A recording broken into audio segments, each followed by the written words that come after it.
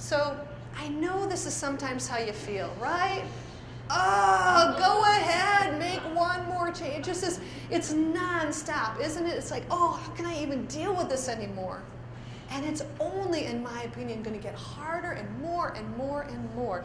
Your ability to deal with change effectively and to be able to move on is so critical to your personal and professional success. So I have a couple of practical things that I have learned over time that have really worked well for me.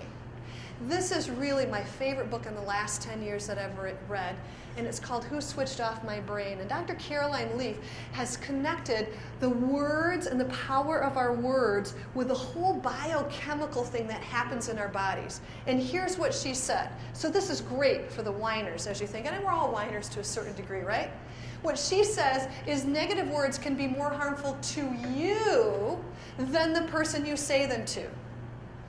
So those whining thoughts you have in your head are more harmful to you than the person you say them to. Because your mind formed the toxic thought. You meditated on those words and you spoke them out loud, reinforcing them around. Here's what she says.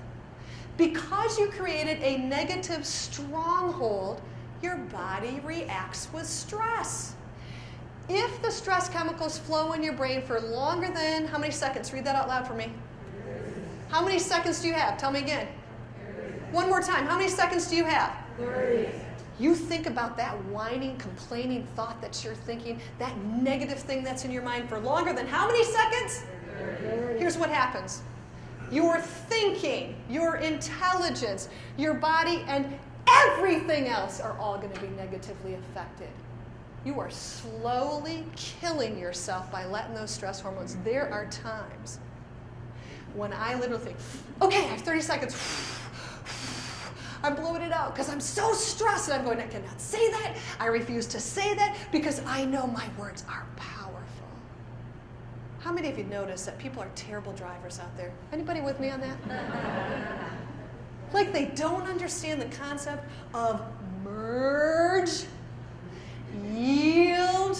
Now we've got choices, people. Some of you guys get stressed out before you even get to work because of those stupid drivers. You're like, oh, I can't believe it. You know, and there are times when people like cut you off and I'm in the car going, I'm letting it go, letting it go, letting it go. I decided once I turned 50, I cannot afford stress. I can't afford stress hormones. I am getting younger every day rather than older because it's a choice. So here's what I have decided. Instead of reacting, which is hissing and picking fights or marking your territory, here's what I'm going to challenge you to do. I'm going to challenge you to respond. And specifically what I'm going to challenge you to is to choose not to be offended. Because you're going to choose to believe the best about other people. I'll give you a practical example and then we'll go back to your job. How many moms in the room? Raise your hands. Ooh, lots of moms. I have to tell you, Mother's Day is my favorite day of the whole year. Because really that is truly the only holiday for moms. Because the rest of the holidays we still got to work. Typically, well, I do, stuff to clean up and cook and all. But man, Mother's Day comes, that is my day, right? Now my boys know from the time they were really little, I always say, I don't need any gifts. I really don't. But all I want is for you. They used to make me handmade cards. They don't anymore because they're 21 and 24. But they would make me handmade cards, and I say, the most important thing is you write lovely things about how wonderful I am as your mother. Oh, yeah. Because on those days where they make bad choices, and I think, what have I done wrong? That they would do, that I pull the card out and I go, oh, that's right, I'm a wonderful mother, I'm right. Now, I could tell you many Brian stories. Brian's our oldest son, he's 24 now, and he gives me permission to tell Brian stories. Without going into a lot of details, he has been an extraordinarily challenging child. So he gets kicked out of his first college, so that was a complete waste. He literally had one class transfer out of there, long story. And so he came home. And I've always said to our boys, I will always love you unconditionally, but you're going to have to deal with the natural consequences because I'm not going to rescue you if you make poor choices. So he knows that, but I mean literally, we've been to hell and back with that boy numerous times. So he gets kicked out of college. He's now back at home with us, going to the community college, and he's a UPS package handler. Brutal job. Did that for 2 years. So he's been home, again, made some poor choices along the way, and Mother's Day comes. He knows this is the only important thing to me, right? This was about 4 months after I made this very conscious decision. I was going to choose to never be offended by things. I'm going to always choose to believe the best about everybody, not just my kids. So he comes down Mother's Day Sunday, gives me a great big hug. Brian absolutely gives the best hugs. Gives me a great big hug, and he says, "Hey, Mom, I just want to let you know right up front, I know how important those cards are, but I've been super busy. And I didn't have time to write a card for you. I am telling you what.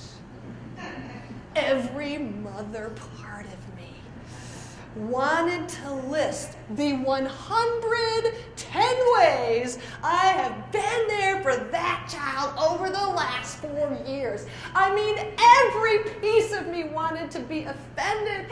And I had how many seconds? 30. Only 30 seconds. So we're right at the base of the stairs. I am standing there. I'm going to pretend you're Brian because you're probably slightly older, but close. So I'm standing there going, 30 seconds. I took a deep breath. And I looked at Brian and I said, I am super disappointed that you didn't write me a card, Brian. But you know what? I will always love you unconditionally, and I'm going to choose not to be offended because I will always believe the best about you. And I walked away and I had a good Mother's Day. You know what would have happened had I not made that decision? It is a decision. I would have fumed about that. I'd have stayed awake at night thinking about this for probably 4 or 5 months. Not just weeks, people. I'd be thinking, what have I done that he didn't? He knows that's the only important thing to me, like once a year. Could he not suck that? I mean, I thought about the 101,000 ways I've helped him, right? Instead, I was like, I choose to believe the best about him because I do choose to believe the best about him. Do you choose to believe the best about your boss? About your coworkers? About the decisions that are being made in the merger?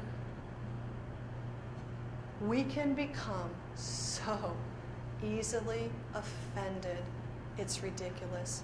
And you know what's so interesting? It would not have bothered Brian at all. I could have given him the cold shoulder for those 4 months. He'd have gone, good, Mom's not talking to me. Easier for me. He might have felt slight guilt, probably not. Right? He was 20, 21 at that point. I'd have been consumed. Wouldn't have bothered him at all. See, we need to realize that almost every decision we make hurts us a lot more than it hurts anybody else. And then we bring that home every single night or day whenever you get back. This has transformed my life because there's so many times. See, sometimes we get offended by how people walk past us. It's one of these. Did you notice? Did you notice how she looked? She had that look. She had that look. Did you see that? We get offended by that. We get offended. It's ridiculous how easily we get offended. And then we're the ones that suffer and think about it. They didn't notice. They looked at you funny. They were on their way and they had something else on their mind. That's why they didn't notice you or say something to you. We just got to choose to be the best.